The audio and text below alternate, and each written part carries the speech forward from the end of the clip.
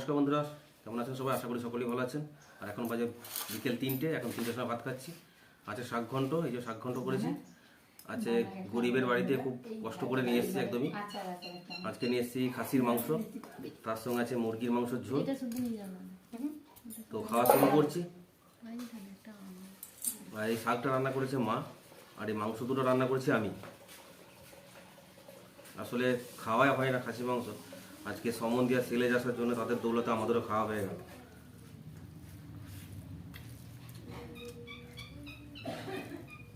সিজান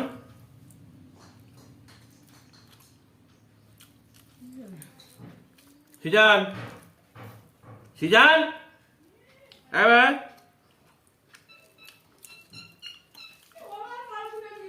থামবেটা নিয়ে নে, থামবেটা নিয়ে নে।